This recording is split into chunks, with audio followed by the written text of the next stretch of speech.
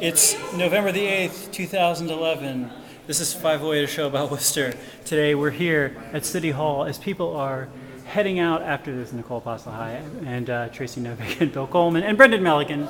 We're here at City Hall because people have just finished counting the ballots in Worcester's municipal election. There was some voting going on today. There was some voting going on today. Also this week there was a lot of Occupy Worcester stuff going on. There was arresting going on and balloting going on. And withdrawing money. And what's interesting, there's actually some overlapping where it seemed as though many of the arresting officers from Saturday night were also in charge of the ballots tonight. Here. Really? So, yeah. Well, there you go. It's a small world. It is a small world, small city. It's a small world. Well, let's talk about Occupy Worcester because we were actually present. We both voted. Yeah. We did both vote. And we both didn't get arrested, but we saw people get arrested. Correct. So we could tell you about this Occupy Worcester thing. So Occupy Worcester. Remember the 5th of November. We something about the gunpowder plot. Yeah. Guy Fawkes Day, 5th of November, was a nationwide bank transfer day. People taking their money out of big banks, putting their money into local credit unions and things like that. This is very much up the Occupy Wall Street movement's alley, and so also up Occupy Worcester's alley. So potentially the biggest thing that happened with Occupy Worcester on Saturday actually was they had a big demonstration from the Bank of America on Park Avenue, yeah. Like 60 people. Yeah, it was a very good turnout. I heard there was a Guy Fawkes mask a la I did not see a Vendetta. Guy Fawkes mask, but it was a great turnout.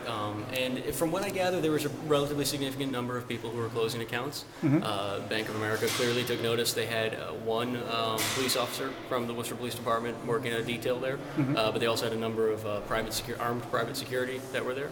And that's who greeted you at the door if you were coming in as a customer that day. So just to remind you of why you taking your money out of Bank of America, or maybe just to scare you into potentially leaving it there.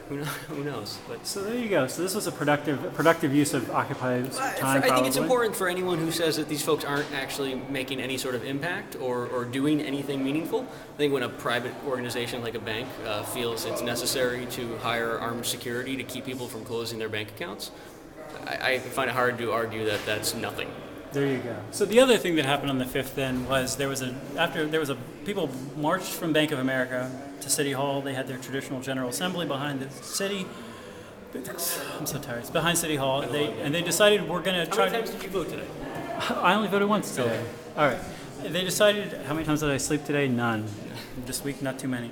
They had their General Assembly and they decided, you know what, we're going to move our encampment now to the Common. This is originally where they wanted to have the encampment, behind City Hall.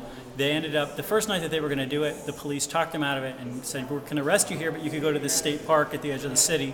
They said, sure. Probably a big strategic mistake, but after 3 weeks at this park, they were organized, they were ready, and they said, we're moving our encampment. Just refresh.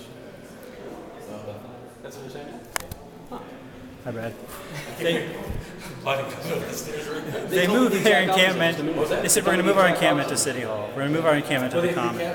And so they did this, and Saturday evening, they started setting up tents behind the City Hall. They set up like 8 tents, and then at 10 o'clock, which is the time that you're supposed to be out of the Common, the police started warning them. I thought this was actually interesting because oftentimes you would think, well, they'll just wait until 4 in the morning to evict them, hoping that many of the onlookers will get cold and leave, hoping that many of the occupiers will get cold and leave. But they didn't try to do anything like that. They were like really like down the line. It's 10 o'clock, get out of here. They gave them some warnings and then they arrested them. And in fact, apparently one of the people arrested, how many were there? There would have been 19 people arrested around City Hall. One of them was like somebody from the neighborhood who was in the wrong place at the wrong time. That's what it appears. It appears. Just kind of got involved. But, last minute protesters. Yes.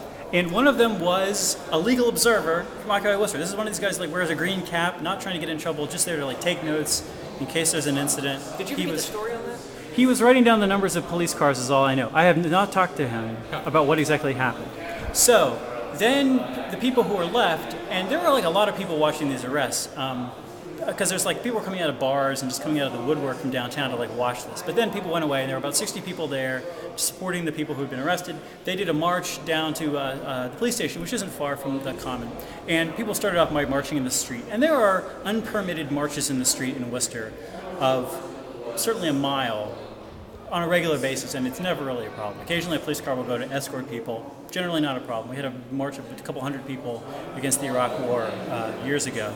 Not a problem. In this case, it is a problem. Despite the fact that they have even more cop cars than normal, they start telling people, get out of the street, get out of the street. People are like, we're going to stay in the street. And then they start saying, we're going to arrest you. So people get up onto the sidewalk. Apparently one guy, I don't really know what was going on, I didn't see him, got arrested as part of this. And then two people near the front of the march ran into the street, hoping that this would encourage all the people on the sidewalk to get into the street. People on the sidewalk had actually, I don't think, reacted to this at all. Those two guys realized this is a terrible idea. They both ran back into the crowd when they saw the police coming for them. The police were able to get one of the guys. His friend then, not the guy who ran into the street, another friend of this guy ran into the street to basically remonstrate with the police, and she was arrested too. So that was 3 people arrested on their way to the police station. And then today, I guess about half of the people had hearings in court, and a lot of the charges were reduced to very small charges, and basically people were plea bargaining down to $100 fines and whatever, maybe possibly something that will not even follow you as a criminal record. And there you go. So Occupy Worcester is doing stuff going forward. They're doing a lot of anti-foreclosure work, going to these anti-foreclosure things where someone's house is going to be foreclosed on, and they try to be a presence there during the auction to try to make it very clear that what's going on is not okay. They're having a Marriott Corporation Day, actually, Thursday in front of City Hall, where for 4 hours, apparently, they have a ton of people lined up who will all be wearing their Sunday best and marrying corporations, because corporations are people too. And then on this coming Sunday, there is a New England-wide solidarity Occupy March, which is going to be in Worcester, Sunday at 11 a.m. Go online, you can find out where it's leaving from. Don't know where it's going at this point, but I would not be surprised if people wanted to camp somewhere else. This would be the time to bring a ton of people out to camp somewhere else. The police press release for this Occupy Worcester thing actually was really disappointing to me because it had a number of errors. It made me realize that the people who write the police press releases, they do a good job, but they're probably just going off of other people's notes, which they sort of half understand. People's names were spelled wrong. They had this whole long account I gave you of where people were arrested was sort of mixed up in the police press releases. There was also an interesting little op-ed part of the police press release, which was complaining about how many thousands of dollars it must have cost for the police to come out and arrest these guys, and how probably this would be less funding for programs that we actually would like. And Florio by 5 says the city clerk. This is it. You're watching this 4 days after we tape it, but you can have the feeling that this is cutting edge. Actually breaking news. Anyway, I just want to bring up this thing where the police press release was opining that this was a waste of the city's money and perhaps a bad situation because of that. I think it's inappropriate, honestly, for whoever writes this press release to chide the city manager and the chief of police like that, even in a guarded way. I think it's inappropriate. It's not their job to question their boss. I agree. Yeah, no, I think it's absurd to make the argument that this is somehow a good use of resources if there are more pressing matters at hand. And that's not to say that, when it comes to mass arrests, that the police department didn't do a great job. They did an excellent job of arresting people who really wanted to get arrested. Yes. But if there's an argument to be made that somewhere on the other side of the city, somebody was actively getting stabbed in the liver, that should have taken precedent over 22 people who actually wanted to get arrested. Those 22 people could have actually just walked themselves to the police station and checked themselves in, and it wouldn't have taken any resources at all.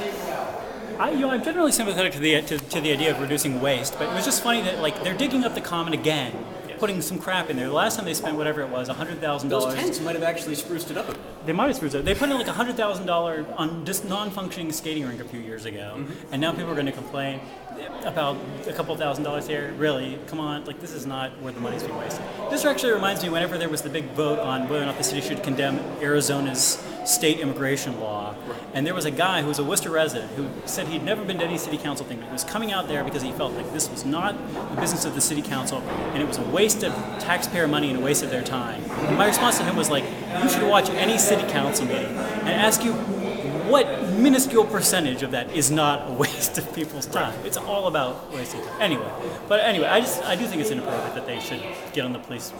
Please, this is their boss. I don't know. Anyway, what's your take on this Occupy arrest? Anything else? No, not really. I mean, again, it's when you read that press release or you read the news clippings, it's easy to get the impression that this was two ships passing in the night sort of thing. But I mean, it was a very well orchestrated set of events, right? You had somebody from Occupy Worcester go to the police department and say, "Hey, this is what we're doing with the full intention of getting arrested later on tonight. Just wanted to give you a heads up."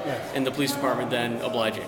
Again, I think there's probably I'm sure a good civil rights attorney could make a really good argument that if there were to be, like, say, a jury trial involved, that what the police department is doing by saying it's a misappropriation of resources is actually kind of just acknowledging that you have chosen to make a political statement by arresting people for speech and assembly issues. It's the language. The only thing that's weird about the whole incident is the language that the city is attempting to use to justify the arrest. I think what's also weird is that Occupy Worcester did something so organized. It's very so well organized. organized. Very well organized. Yeah, I mean, they may have actually impacted some cash being moved around in banks, and they managed to have a well orchestrated arrest. So there you go. If you're curious about what Occupy Worcester is doing, like I said, there's a ton of events coming up. Just go to occupyworcester.com and try to figure out what's going on. We had this election that was happening today. But everyone watching already knows about it. Everybody watching it already knows about it. Well, so let's comment on. There's people who only get their news from this show. This is true. There are people who only get their news from the show. Or they're like, you know what? I ignore the We need a newspapers. breaking news sound. But this is you. So you already know this, that there was no change in the at-large city councilors. We have the same at-large city councilors that we had before the election. Joe Petty. There'll be change. What? There'll be change. There will be change because eventually they're going to get tired of it. I can't believe they don't get tired of it after one meeting, but they somehow They come back. They're Iron Men and 5 women. hour energy. Iron Men and women. Sponsor the Worcester City. Power energy. Joe Petty is the quiet man, is the new mayor.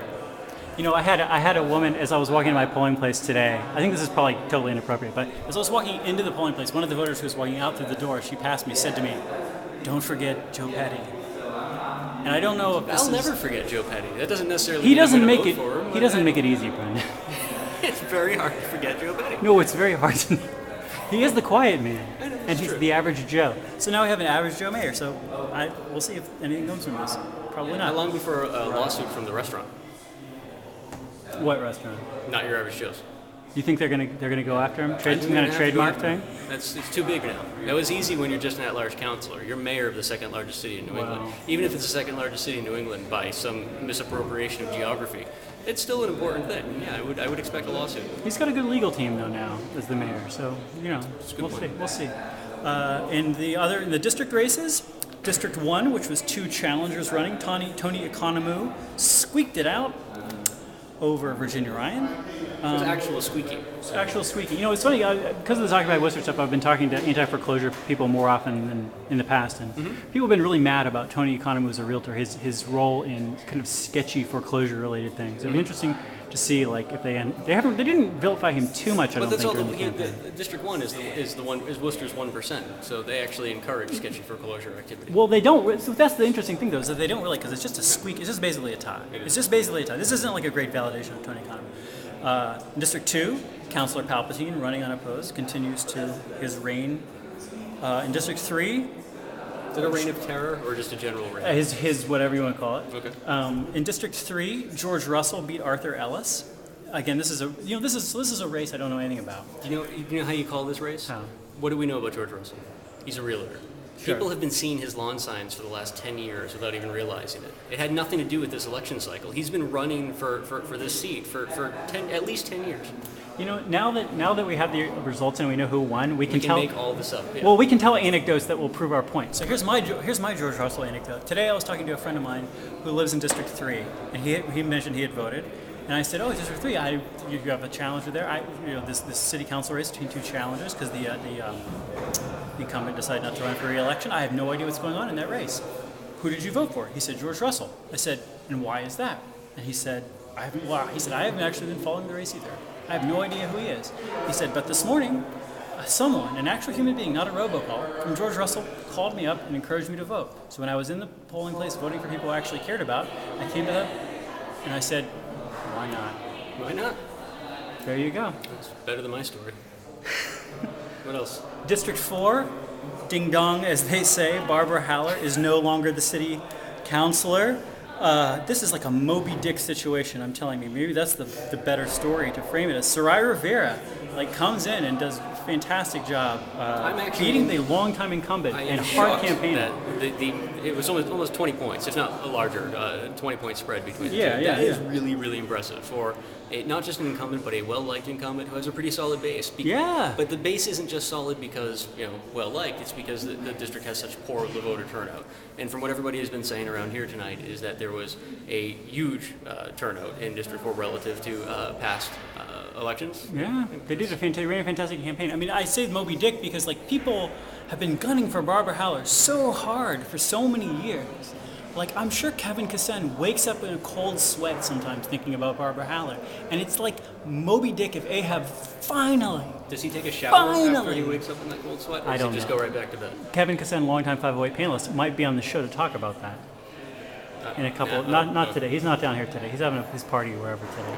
Anyway, that's amazing to me. Like all the people working on the Rivera campaign who talked to me were all like, "Oh, we're doing great, and I was just always like, I don't see it happening. What does this say about the future of some neighborhood activists who we're only going to speak about kind of on the show from here on out? I don't know. I mean, it shows that they can actually get something extremely concrete and unquestionably done. I meant Billy. Billy Bro. Oh, Billy Bro. Who knows what it means? Yeah, about what's the Billy future Bro? hold for him? Possibly a beard as well. A beard.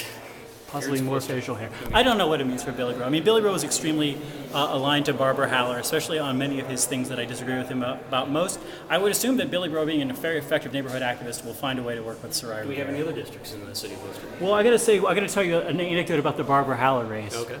Again, this is just cherry picking the anecdotes based on who actually won. So, a friend of mine who was door ringing for Rivera rings the door of a person down the street, old biker type. It's described as an old biker type. Somebody who's been probably for Barbara Haller in the past, certainly. Gets the sales pitch about Soraya Rivera, and just kind of like, whatever, blah, blah, blah, you're telling me something about politics, blah, blah, blah. And finally at the end says, yeah, I'm going to vote for Rivera. Barbara Haller treats people like objects. And that's the weird thing about this District 4 race is that, like, people who don't like Barbara Haller hate Barbara Haller so much. And when you ask them why, they're just like, because I hate her so much. Right. It's just such a personality-driven thing. She's that Barbara actually grown Haller. on me over the years. I She's used grown to on be you. like that, but now I'm mostly indifferent.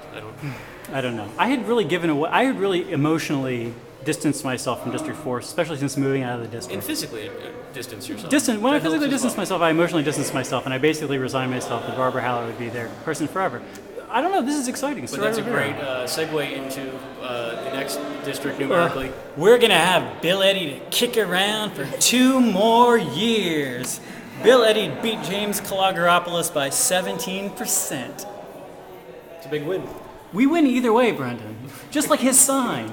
Does it want you to vote for him or not vote for him? Nobody knows. It doesn't matter. Is it more fun to have him in the council or not in the council? Nobody knows. It's hard to tell. Yeah. Congratulations, Councilor Eddy. Well deserved. Congratulations. School committee, Brendan Melican. School committee. You want to talk about I'm confused by school committee. Right now, it would seem as though nothing changes on the school committee, with the exception of either and again, depending on which.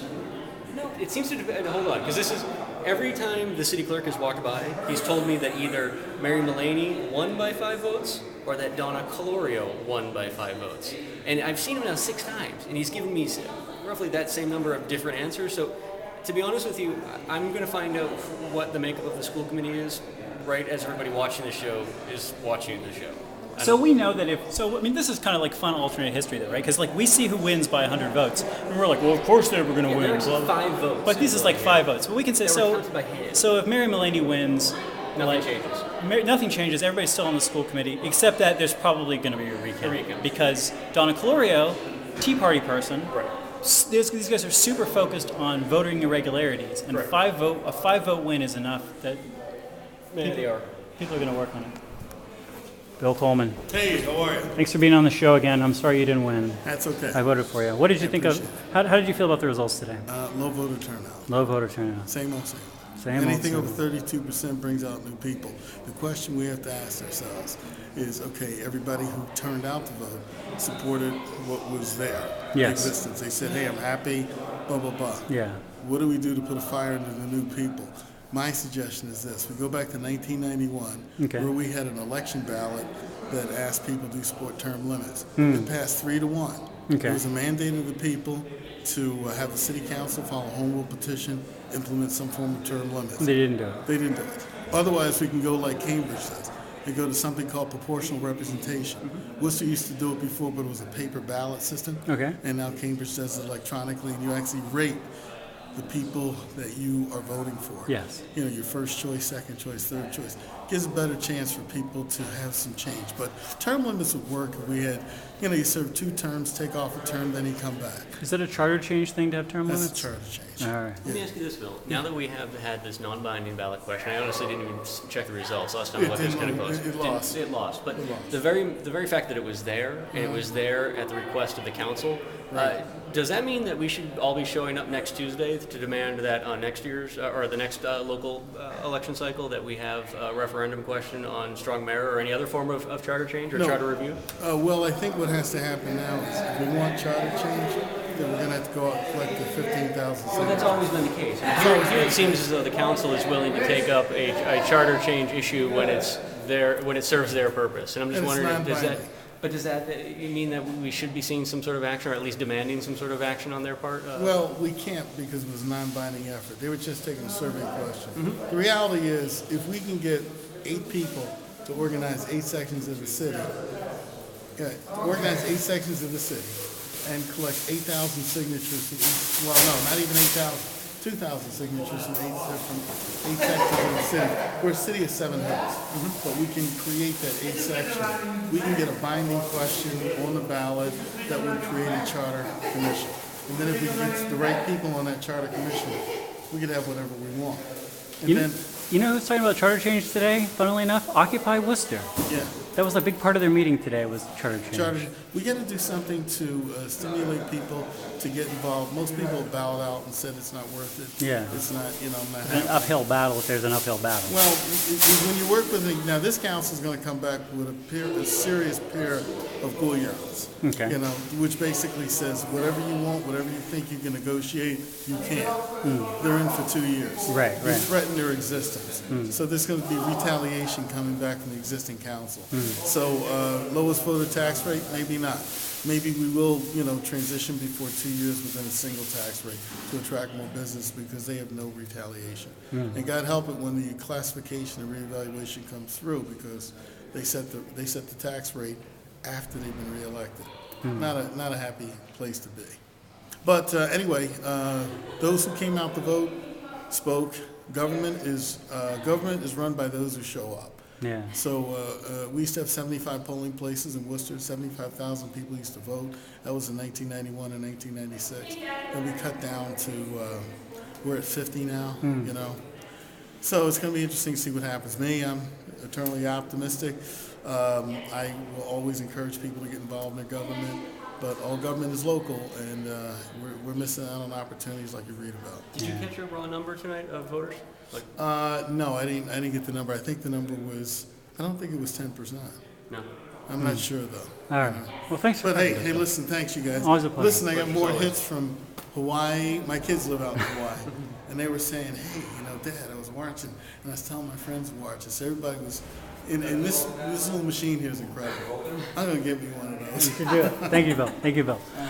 So we were just talking about what's going on with the school committee thing. So obviously, if Donna Calorio wins by 5, this means the first Tea Well, Party it's huge for person. 2 reasons. But I mean, Mary Mulaney has always been a high vote getter, and yeah, She's barely hanging on. Even if she won and she won by 5 votes, again, I still flip a coin at this point. That's outstanding. That something resonated with the city that pushed her down that low. I mean, you could take a stab at what that is, but we've had some pretty recent kind of contentious issues like renewing the superintendent's contract a week before Right. an election.